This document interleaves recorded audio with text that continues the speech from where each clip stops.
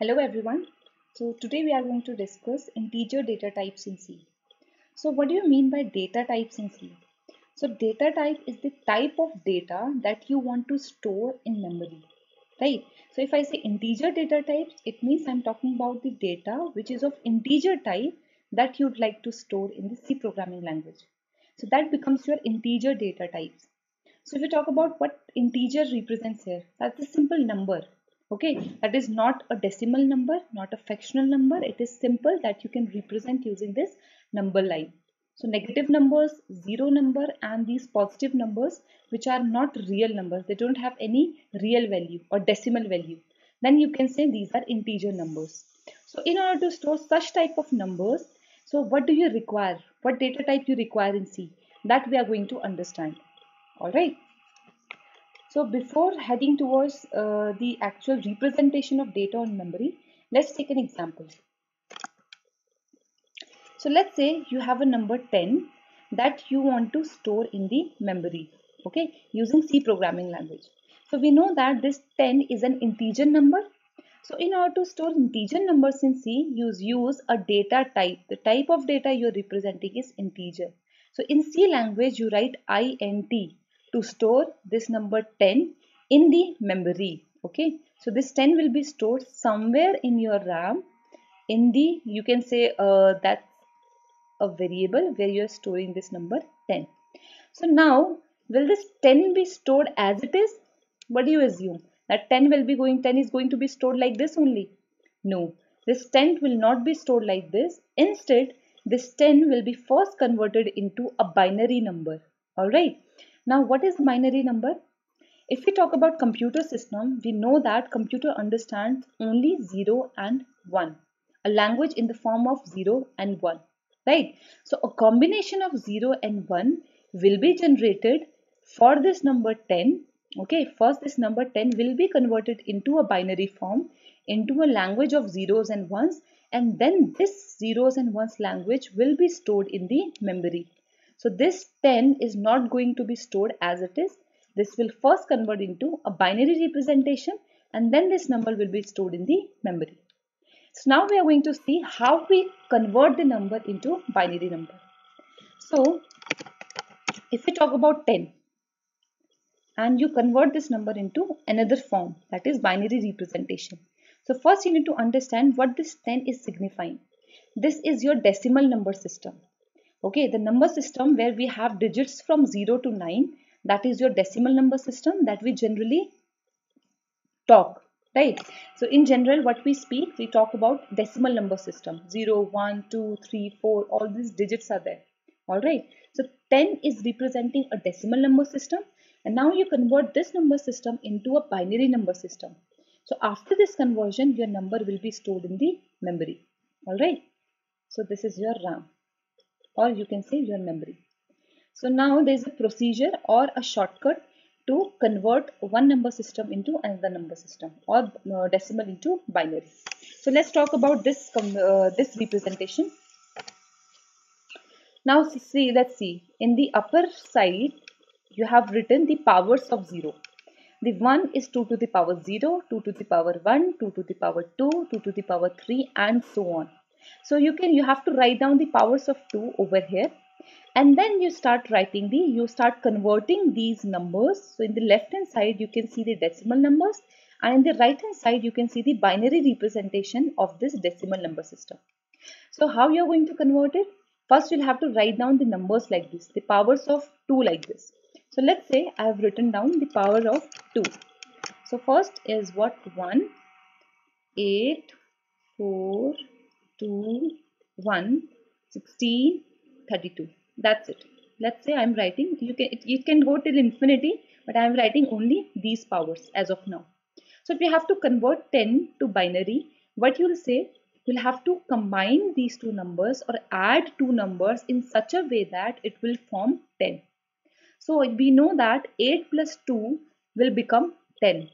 So against this 8 you have to write 1, and against this 2 you have to write 1, and rest all the numbers will be having 0, because computer understands only what? Binary language. It understands either 0 or 1.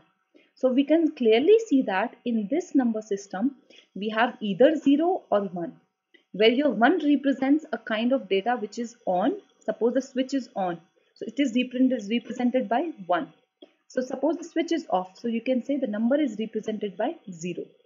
Okay, so this 1 represents this particular thing is on. So 8 plus 2 is 10. So the number is 1010, and rest all the bits you have to be replace all the digits to 0. Okay, fill all the numbers to 0. That's it. So the answer is what? 1010. Similarly, if you have to store 24, so in order to store 24, you can see that you require one extra this number. So 16 plus 8 is 24. So against 16 you write 1, against 8 you write 1, and rest all the numbers will become 0. Alright, so all these numbers are 0, whether it is left hand side or right hand side. So what is the new number? 110000. So how many numbers, or you can say how many bits are required? Now I'm using one term that is called bits. So now in order to understand bits, we'll go back to the previous slide. So when we say there is a bit, so I'm talking about either 0 or 1. So if I say your switch is on, so you can represent this on using 1. Okay, 1 means switch is on, the voltage is on, high. So if it is a low voltage, or you can say switch is off, then you can say bit is 0. So a bit is the smallest unit of, you can say, a computer memory, right? So that is called bit, either 0 or 1. Like it is just like a switch which can take one of the two values. Okay, it can have one of the two states. It can be either in the off state, or it can be the in the on state, right? So that is the smallest fundamental unit of a computer memory. You need to understand that is bit. Now there is term called as byte. Okay, when you combine 8 bits together, it becomes a byte. So 1 byte equals to 8 bits. All right. So the number of bytes and words used. Now word is a different thing. Let's not talk about words right now. So 1 byte is equals to 8 bits. That's it. We'll have to understand this point only. So now if I talk about the same example, if I say you have a number 10. Okay, so let's say you have a number 10. So to represent 10, how many bits do you require? Minimum. So I require minimum 4 bits, that is 1010. So all the right hand side bits you can fill it with zeros, but minimum number of bits are required 4 bits. Similarly, if you represent 24, minimum number of bits are required are 5. Okay, so to represent 10, I require how many bits? 4 bits. Now, can you tell me how many numbers, what is the maximum number that you can store using 4 bits? So, if this is 8421, using these 4 bits, what is the maximum number you can represent? So, the maximum number you can represent is denoted by 1111 when all the bits are what? On. So, 1111 means 8 plus 4 plus 2 plus 1, that is 15. So the maximum number you can store using 4 bits is only 15. So if you are doing any calculation, like you want to perform addition of two numbers where one number is 16 and another number is 20. So you cannot store these two numbers using only 4 bits. Okay, you require more number of bits to store a number 60 and to store a number 20. This is why it is important to understand the concept of bits, because that much amount of memory you require to store the values. So before doing any processing, you need to first load the data onto the memory, store the data in the memory, and then your real processing will happen, right? So I hope you understood the concept that using 4 bits, the maximum number you can represent is 15. All right. And let's say there are what 5 bits. So the maximum number that you can represent using 5 bits is 1 1 1 1 and 1. And this is what 8 4 2 1, and this is 16. So the maximum number you can represent using 5 bits is what? 31. So if you combine 16 plus 8 plus 4 plus 2 plus 1, it will come out to be 31. So can you just generalize it? Can you find out a formula? Yes, the formula is 2 to the power n minus 1. So what n is representing here? So the number of bits. So if n is equals to 4, the maximum number you can represent is 2 to the power 4 minus 1. That is 15. Okay. So similarly, if your number of bits is 5, so 2 to the power 5 minus 1 is equals to what? 31. So from this formula, you can easily find out from how many bits, from these many bits, from n number of bits, the maximum number you can represent is 2 to the power n minus 1. Alright. So now why it is important in your C programming language, if you have to represent, let's say, a very large number. Suppose the number is 1, 2, 5, 7, let's say, it is coming in billions. Okay, it's a very large number. So how many bits do you require to store this number? Obviously you require large number of bits, but how big? Can you generalize it? Can you say that your compiler is taking how many bytes? Now convert this bits into bytes. So when you combine 8 bits, it will become 1 byte. Okay, so now your compiler will say how many bytes would you require in order to store a number. So 1 byte or 2 byte or 3 byte or 4 byte. So let's say your compiler says I'm giving 4 bytes of space for integer memory. 4 bytes. So what is 4 byte? How many bits? 8 fours are 32 bits. So using 32 bits, you have to store integer numbers. This is something your compiler is saying, right? So what is the largest number that you can store using 32 bit? That is 2 to the power 32 minus 1. So largest number you can store using this 2 to the power 32 bits is 2 to the power 32 minus 1. And that number is 4294967295. So this is the largest number that you can store using 32 bits or 4 bytes. So if you talk about your compiler, so do you know how much space your compiler allocates for storing an integer number in C programming language? It is not fixed. I cannot say my compiler, every compiler in C programming language allocates 4 bytes of memory for integer number. Okay, this is just an assumption I am taking, that let's say my compiler is saying it allocates 4 bytes of memory for an integer number. Okay, but this varies from compiler to compiler. So currently I'll be talking about 4 bytes for integer number. So any integer number you can represent using 4 bytes of memory. But what if the number becomes larger? What if the number will go, suppose the number is same, but except for 5 there is 96 at the end. So obviously using 4 bytes of memory you won't be able to store this number.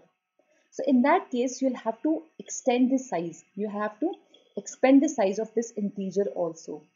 There comes the another concept called as modifiers. So I'll talk about this modifiers very soon. But currently let's take an example and to understand this particular scenario. Right. So first of all, if you want to know that in your compiler which is installed on your system, how much memory it is allocating for integer data type. So if you write int a is equals to 10. So now look at this very carefully. So if I'm writing int is equals to 10, I know that this 10, the binary representation of 10 is 1, 0, 1, 0. So how many bits do you require? Only 4 bits. Only 4 bits.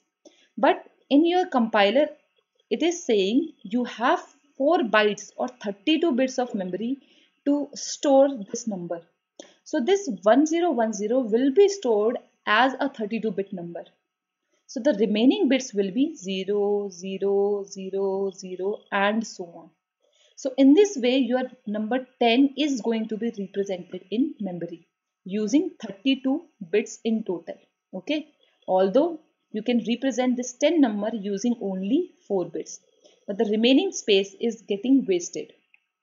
Okay, because in memory it is, although it is going to allocate that much space, but the actual space you are utilizing is only 1010, right? So let's take another example. Okay.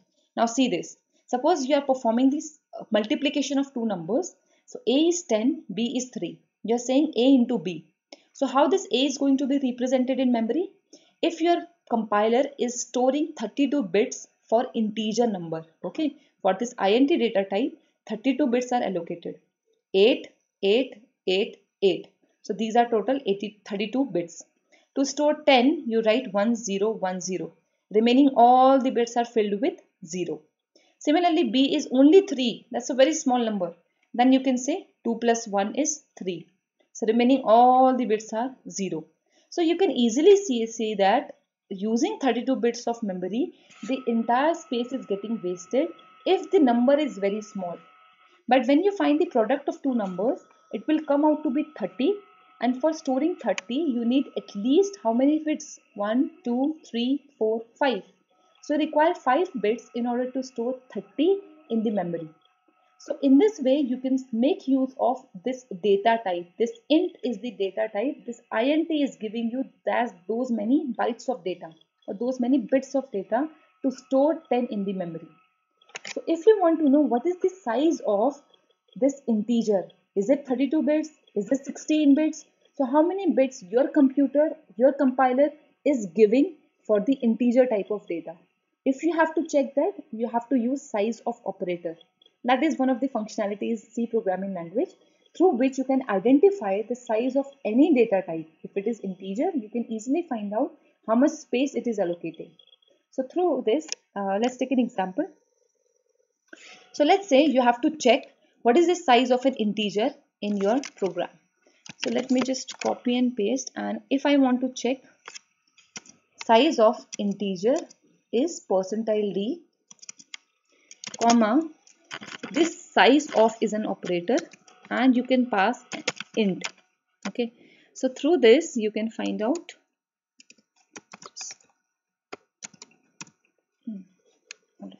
So let's remove everything to make it very simpler. So what I have written here is, let me save it, try1.c.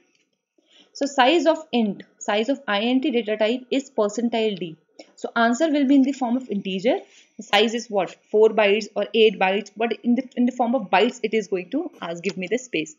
Is itna bytes. Size of int. Okay. So let's try and execute this program. Let's open the command prompt. Increase the size, and let me just go to that drive where my program is stored. So try1.c output file you are going to generate like this. The program is compiled successfully and now you run the program. The size of int is 4 bytes. So using size of operator, you can see that it is allocating 4 bytes of memory for storing any integer type of data. So you can store any integer type data. If I write int a is equals to 10, so how much space it is going to allocate? 32 bits to store this number 10. Alright, so this is the meaning of what? Integer, the data type. So when you write int, this thing is happening internally. Okay, that much space is allocated in the RAM for your data. Okay, that is why it is called data type. The type of data you are storing in the memory. Alright.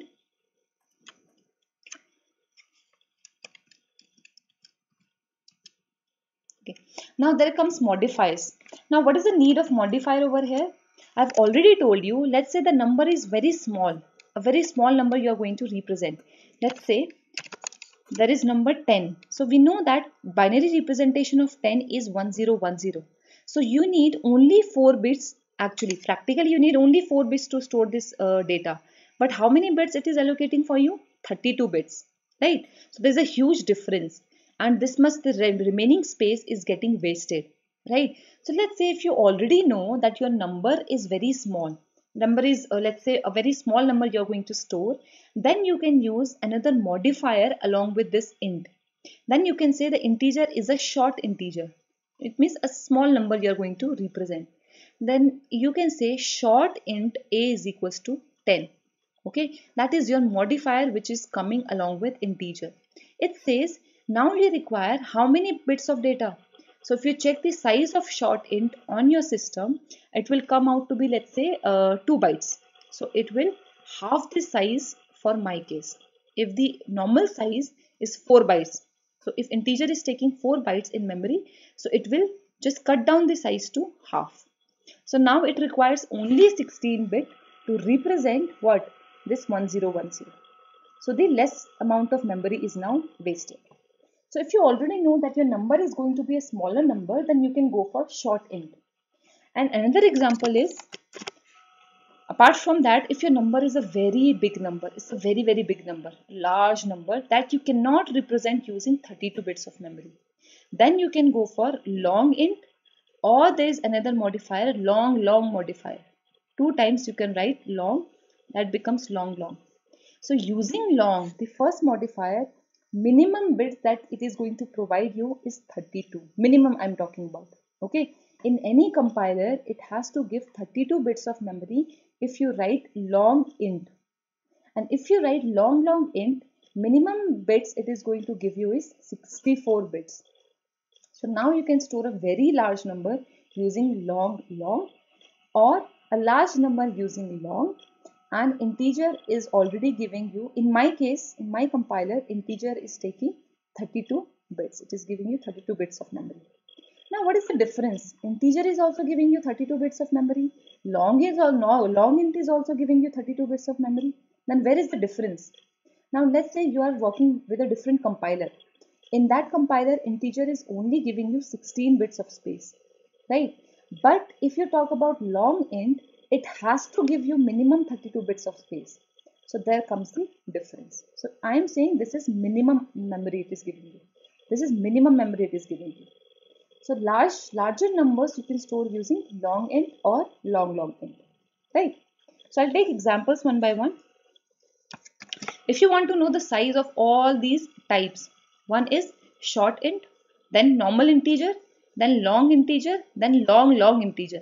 Then you can run this program to check what are the sizes of all these data types in your program. Now you need to make sure this int is the data type. This long is not the data type. These are just the modifiers. They're modifying the value of the existing data type. They're either increasing the size or they're decreasing the size. So these are termed as modifiers, whether it is short, long or long. But what is the data type? The type of data is integer only. So data type is int and modifiers are long or short, right? So the format specifier that you are going to use, we know that in case of integer, we use %d. Similarly, if you want to use what? If you want to print long integer, then you use a different modifier, right? So if you want to print long type number, you have a different modifier. So let's check this thing in the PPT. See this. So this is short int. How much memory it is going to allocate, that we are going to very soon find out. So there are various versions. So currently I am focusing on only short integer, normal integer, long integer and long integer. This unsigned, I'll talk about unsigned very soon. But currently this is the memory bytes and this is the range. So I'll talk about range also. Currently I'm talking about format specifier. So to print or to store integer type data, I use %d. Similarly, to store a short int type data, I'll use %hd. So h represents short. Okay. Similarly, this long is represented by ll. D is integer. Short is h. And normal int. Wherever you find integer, there you'll see d. Okay, so these are the format specifier that you need to remember while you are printing the value, because there is a relationship. I'll show you the difference when you use a different format specifier. So let's take our program. Okay, and let's assume that let's remove this. I just want to quickly check what are the sizes of short int, normal int, long int and long int in my compiler. So the program name is datatypes2.c. So I'll quickly compile datatypes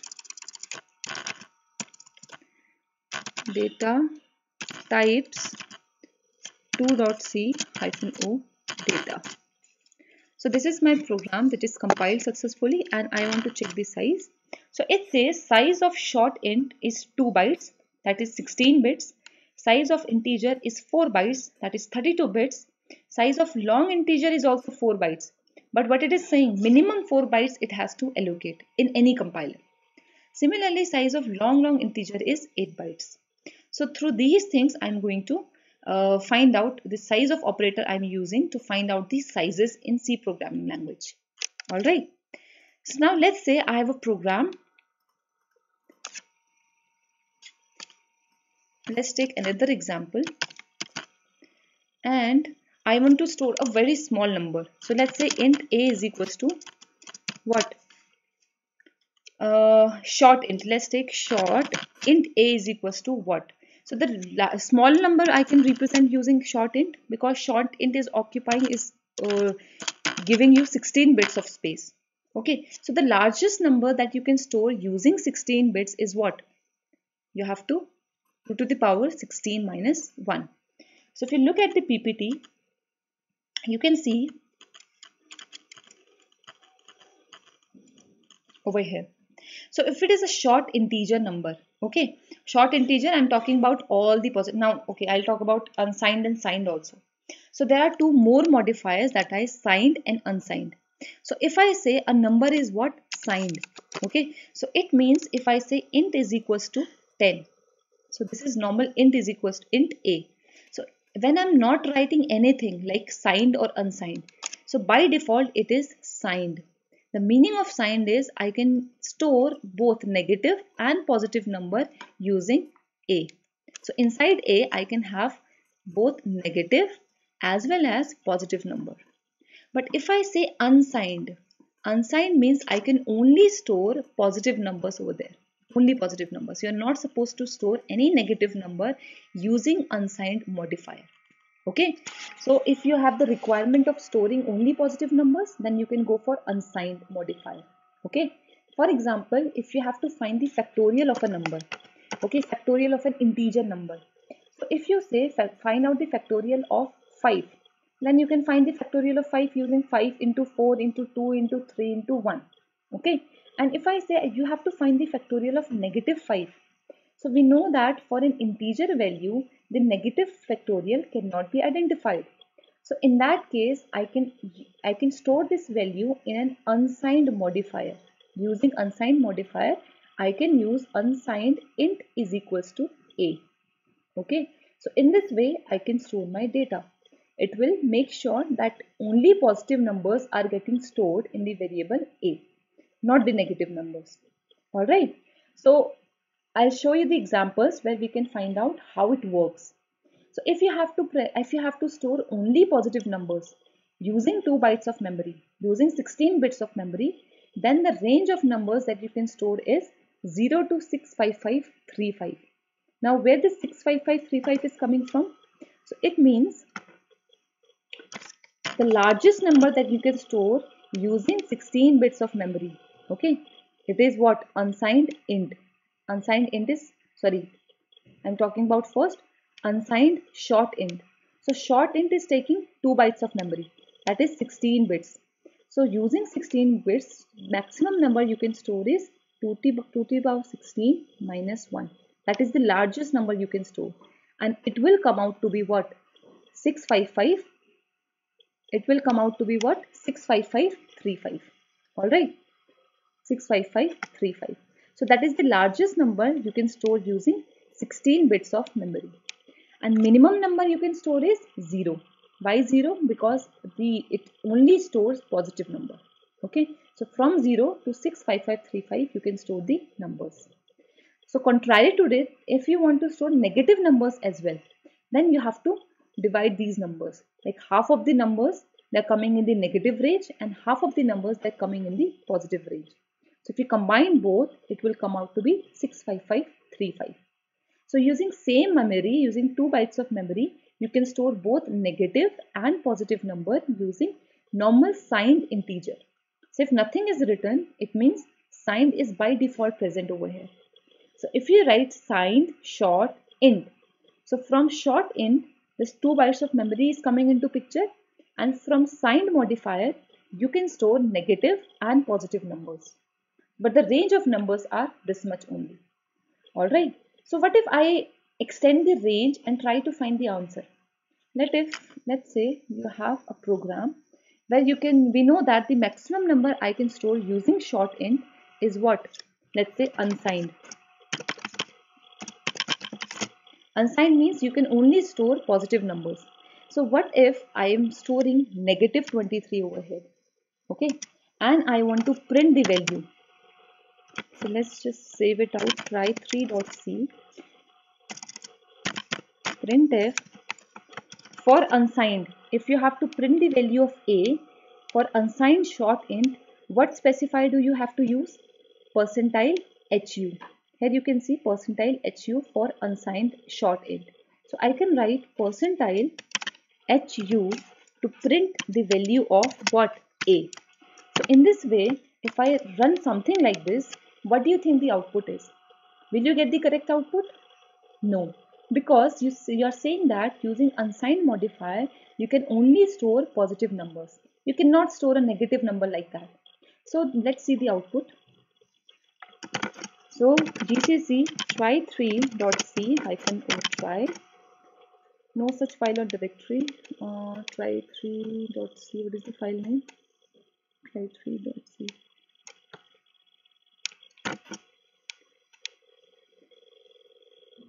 Let me just open it again. gcc. Now file size should be increased.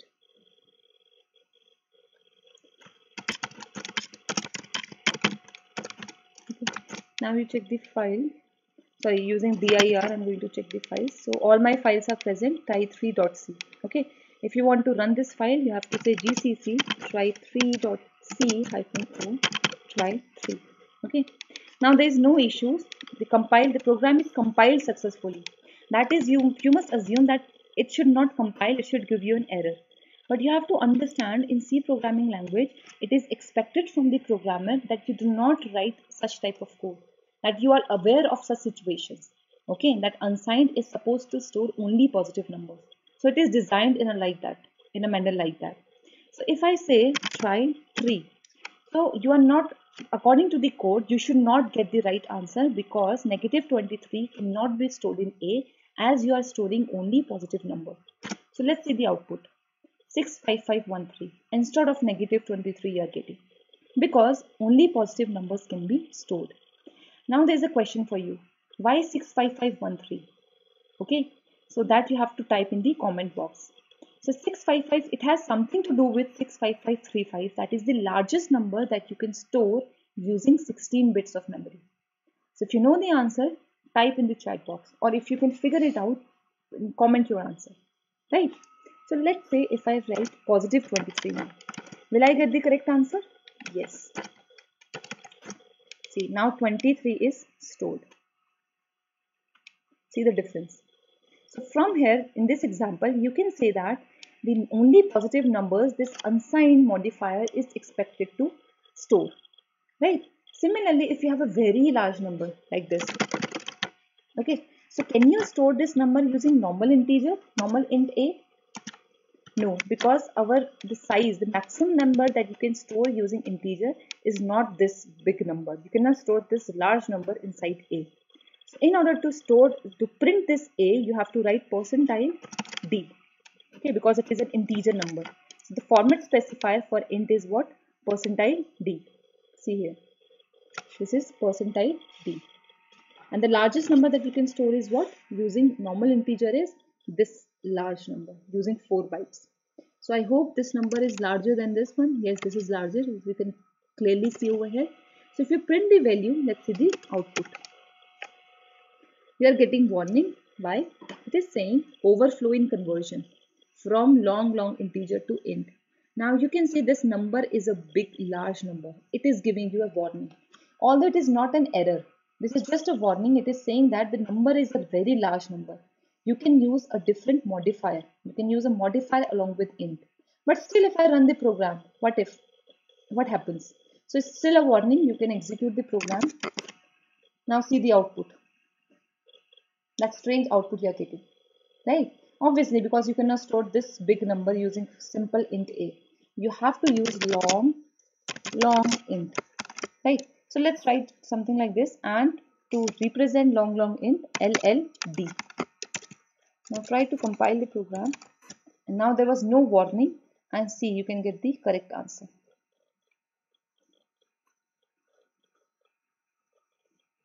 All right. So this is the correct answer. You can see over here.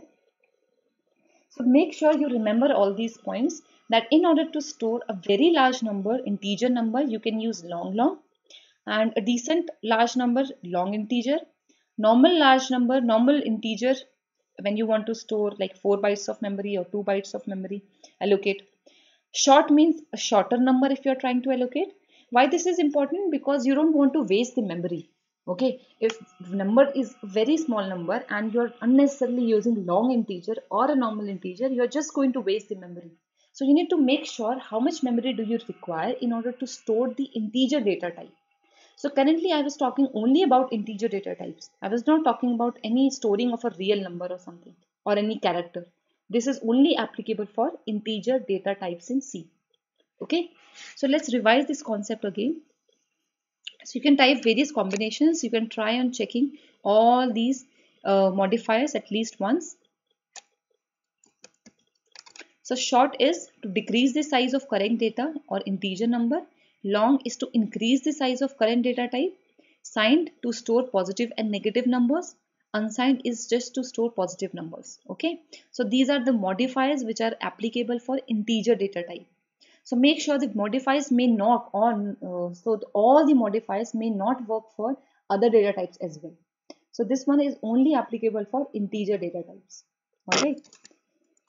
So size of operator, why we use size of operator? To calculate the size of data type, okay, in the computer C programming language. What is the smallest unit of computer memory? Is bit. Okay, the most fundamental or the smallest unit of memory is bit. That is represented by either 0 or 1. And 1 byte is equals to 8 bits. So that was your integer data type. I hope the points are clear. Thank you so much.